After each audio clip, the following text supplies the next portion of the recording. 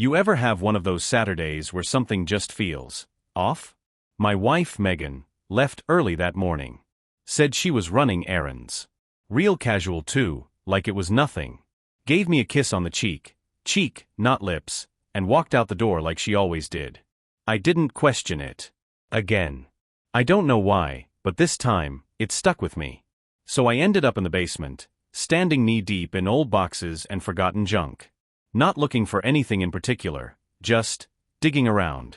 I had a flashlight between my teeth, hands buried in a box labeled Christmas lights/kitchen stuff. Maybe I was searching for something without knowing it. Who knows? That's when I found it.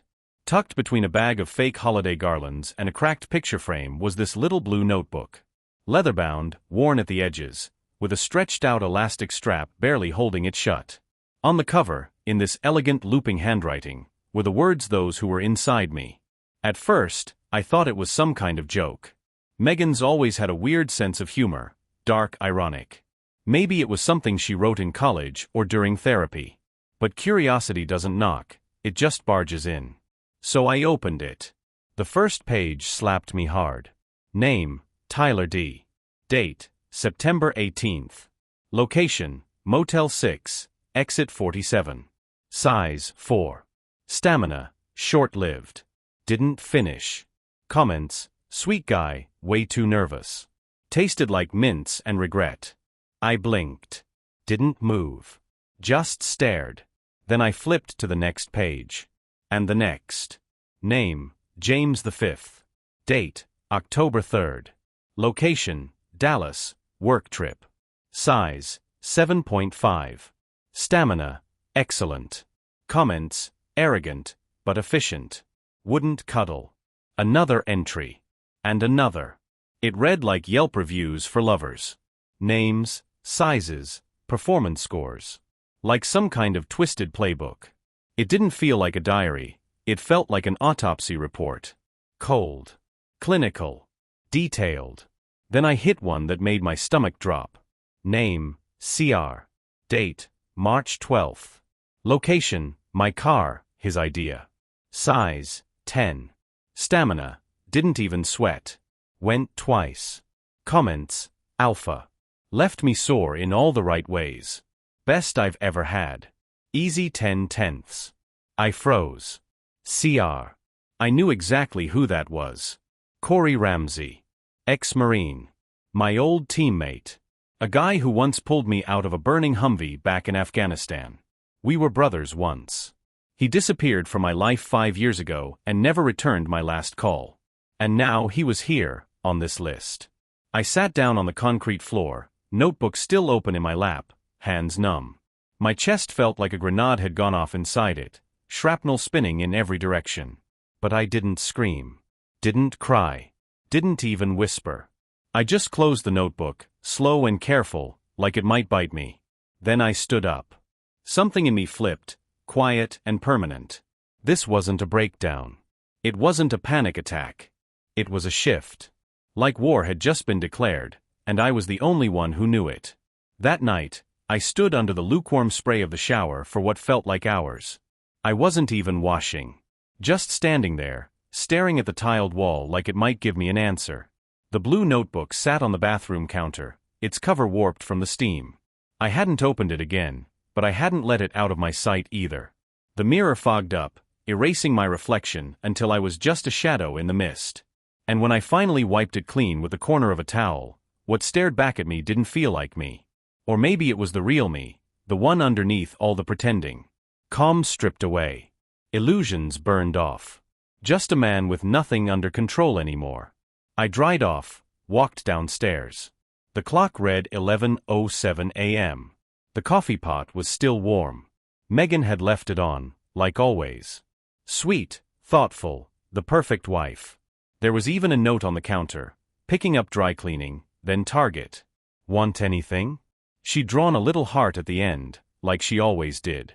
And just like that, my stomach turned. I sat down at my laptop, opened the shared calendar Megan and I used. There were no errands listed. No appointments. Nothing. Just a blank day. Lately, I'd noticed more of those empty days showing up. She'd started using words like meetings, or stuff or plans whenever I asked. Vague, untraceable. I never pressed. Not until now. I clicked into a hidden folder I hadn't touched in months. Back when I was still working private cybersecurity jobs, I'd set up a few old tools, just in case. One of them was GPS tracking software tied to a backup line I'd secretly planted in Megan's car 2 years ago. I'd been paranoid back then. Thought I was overreacting. But I never shut it off. I pulled up her location. Ping, 25th and Harlem. I knew that address immediately. A budget motel just off the freeway. Not fancy. Not romantic. Just functional. Cold. And suddenly, that rage I'd been holding back, it didn't explode. It didn't roar. It just settled into me like lava, thick and steady, buried under the surface. I wasn't looking to catch her red-handed. I already had the proof. What I wanted was to see it unfold. To watch the lie crumble in real time. 2 hours later, I was parked half a block from that motel. Hidden just enough behind some dying trees. Same sketchy building it had always been. Flickering neon sign. Rusted vending machine by the door. Nothing inviting about it. Then her car pulled in. Megan stepped out, wearing a cream-colored coat. Hair pulled back in that effortless way she did when she wanted to look polished but casual. She wasn't dressed like she was running errands, not even close. She looked like she was on a mission. Phone in hand, already texting someone, she walked right past the lobby entrance and headed around back, where the private entrances were. I didn't follow. I didn't take photos. I didn't need to. I just waited. 15 minutes passed. Then 20. And then, a man appeared. He was tall, built like an athlete, wearing sunglasses and a leather jacket like he thought he was in a movie. He didn't knock. Didn't hesitate. Just walked through the same door Megan had gone into. But here's the twist, he wasn't Corey. I didn't recognize this guy at all. And that's when I understood. Corey wasn't the only one. There were more. Maybe a lot more. I didn't feel sick. I didn't scream. I didn't shake. Something colder happened instead. I opened the glove box and pulled out a little black case I hadn't touched in over a year. Inside was a miniature lens, a pinhole camera, some magnetic clips. Surveillance gear I used to use when I still did freelance work. I stared at the equipment for a long while, like a man looking at an old weapon he never thought he'd hold again. The reflection in my rear-view mirror? It didn't look like me anymore. It looked like a question no one wanted to answer. And somewhere deep in my chest, a voice whispered with absolute clarity. You're not running this time. You're going to see it through. The gym always smelled the same, rubber mats, sweat, and those citrusy disinfectant wipes that never quite did the job. I sat on the edge of a bench, not lifting, not stretching. Just watching. Across the room was this guy, Bryce. Tan mid-30s, muscles like he was carved out of stone and knew it. The kind of guy who posed like there was an invisible audience. Jawline sharp enough to slice paper, arms flexing with every move. He was one of those men who smiled with their mouth, not their eyes. The kind of guy who thought he was the answer to someone else's marital problems. I knew the type. Hell, I used to be that type before the sandstorms and surgeries. Before I learned the difference between charm and character. Bryce was working with a client, young, fit, laughing a little too much at his jokes. He kept touching her during instruction. Hands on hips, guiding her through movements she clearly already knew. He fed off that attention, the feeling of being wanted. I walked up to him casual, gray hoodie on, ball cap pulled low. Nothing about me looked threatening. Everything was calculated. Hey man, I said, voice even and friendly. You take new clients? Bryce looked me up and down. He was sizing me up like I was just another project in gym shorts. Depends. You looking to bulk up or cut down? Neither, I shrugged. I want control. Discipline. Focus. Something to quiet the noise. That line caught him. His grin widened. Now that, he said, I can help with. We scheduled a session. 3 days later, I showed up and let him run the show. Core stability drills, light weights, isolation sets. I followed every cue. We talked small, where I moved from, a fake story about a divorce, former Navy guy. All believable. All bait. Bryce loved to talk. And I let him. Dating's wild now, he said between reps, sweat starting to show. You'd think married women would be off limits, right? I gave him a flat smile. You'd think. He chuckled and kept going. I mean, it's not like I go looking for that stuff. But if she comes to me, what am I supposed to do? Sure, buddy. A real saint. Then he leaned in a little closer, lowering his voice like we were swapping secrets in a locker room. Got one now. Blonde. PR job or something. Married, but she acts like she's single. Real discreet. Firecracker. My heart didn't even flinch. Because I already knew who he was talking about. It was Megan. My wife. And Bryce had no idea the woman he was bragging about was married to the guy spotting him through shoulder presses. The next day, I brought him coffee. Talked like buddies do. Kept things casual, cool. Then I dropped the bait. You ever fish? He blinked. Like on a lake. Yeah, I said. Cabin in the hills. No Wi-Fi. No cameras. Just quiet and air. It's like therapy. Bryce grinned. Man, that sounds like heaven. Maybe next weekend, I said, handing him the cup. Just you, me, and a couple stories. The hook was set. But I wasn't trying to make a friend. I was building a pressure valve. Because Bryce wasn't just going to be another page in that blue notebook. He was going to be part of something permanent. Her office building was one of those modern glass and steel deals. Sleek, cold, way too polished. From across the street, I leaned against my car pretending to read a newspaper I hadn't flipped in 20 minutes. My eyes were fixed on one window in particular, 5th floor, blinds always half closed. That was Megan's office. She had no idea I was watching. No idea how long I'd been piecing together the trail she left behind. Megan still carried herself like everything was fine. Same confident walk, same tight smile for reception, sipping coffee out of her little monogram tumbler like she wasn't unraveling entire lives behind closed doors. But today, I wasn't watching her. I was waiting for the guy who always left the building just after she did. His name was Jared. Tall, lean, polished in that too-perfect marketing kind of way. He walked like he practiced it, used buzzwords like synergy and alignment, and smiled like he was trying to sell you something you didn't need. The kind of guy who thought intense eye contact was the same thing as honesty. I'd seen him once before, at a company holiday party. Just background noise at the time. Laughing too hard at Megan's jokes, hovering a little too close. Back then, I didn't think much of it. But after finding that journal, every memory got sharp. At 5:42 p.m. on the dot, Jared walked out the front doors. No briefcase, no backpack. Just his phone in one hand and that smug little grin that said he wasn't heading home to an empty apartment. I followed. Nothing aggressive. Just enough distance to stay in his blind spot. He took a couple turns, slipped through an alley behind the parking garage. When we hit a shaded corner, I finally spoke. Jared Murphy. He jumped like I'd slapped the back of his neck. Yeah, he said, voice uncertain. I didn't move. Didn't raise my voice. I just stood where the shadows covered half my face. You don't know me, I said. But I know you. And I know about you and Megan.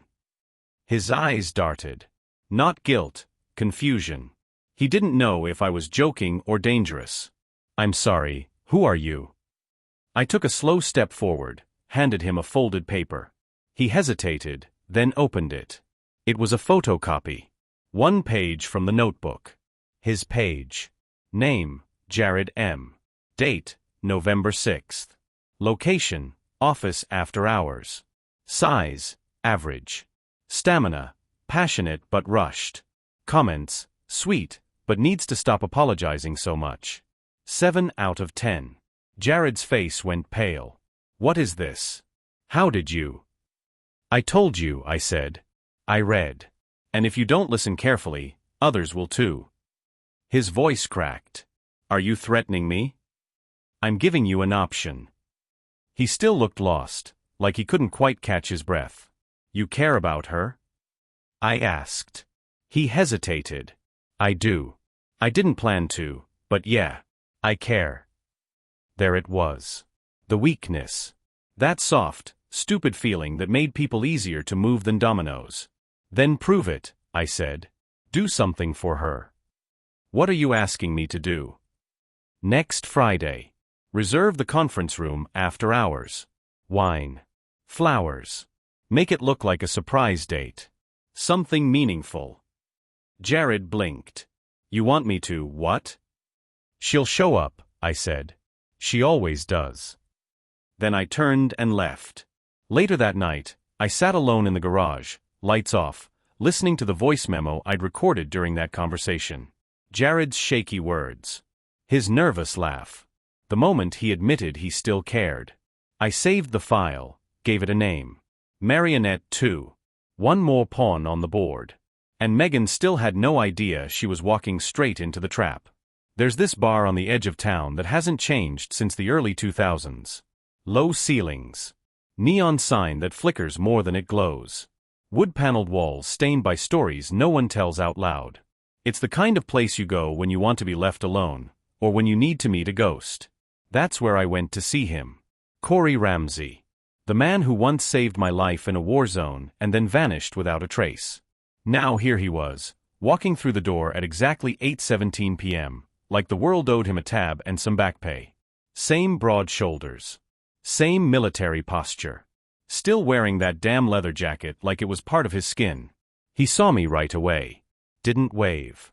Didn't flinch. Just walked over slow, like gravity didn't work the same for him. Well, he said, sliding into the booth across from me. Didn't expect to see you in a place like this. I kept my eyes on the drink in front of me. Bourbon. Neat.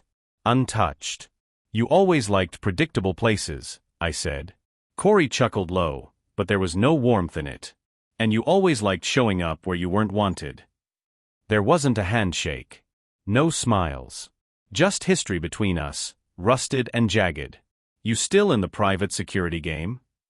I asked. Here and there, he said, leaning back. Consulting. Surveillance work. Contracts mostly. You. I watch people, I said. Figure out who they really are when no one's paying attention. He raised a brow. So this is about her. You knew she was married. He let the silence stretch. Like he was deciding whether or not to lie. She didn't tell me at first, he finally said. But yeah, I figured it out. Recognized the photos in her place. You didn't care? Corey didn't even blink. No, I didn't. My fingers tapped once against the table. You were my brother. I saved your life, he said, like that excused everything. I remember, I said. And now I remember everything else too. His jaw tightened just a bit. So what now? You gonna swing at me? Call her? Make a scene? I shook my head. I came to tell you something. He leaned forward, curious now. Yeah. You weren't the only one. That stopped him. He didn't say anything. Just stared. She kept a journal, I said. Rated all of you like it was some Olympic event. You scored well, if that helps. Gold star and everything. I finally took a sip of the bourbon. Warm. Bitter. But you weren't special. His silence shifted.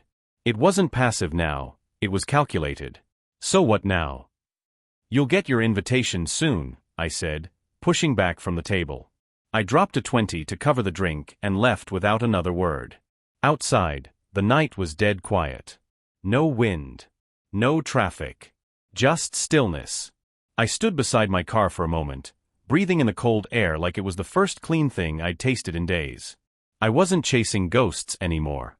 I was turning them into weapons. And Corey Ramsey, ex-Marine legend liar, was going to be one of them.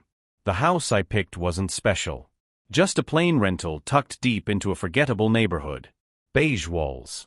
Old hardwood floors. Smelled like stale paint and disuse. That's exactly why I chose it. It had no character. No memories. No attachments. Just 2 exits, clear sight lines, and one big living room that felt like a stage waiting for the curtain to rise. I stood there alone as the sun dipped low, stripes of gold cutting through the blinds. Next to me was a folding chair and a black duffel bag. Inside the bag? Everything I needed to pull the truth into the light. And in my hand was the blue notebook. The one Megan never meant me to find. By now, I'd memorized it. Every name. Every rating. Every time and place. I knew that book better than she ever did. 3 men.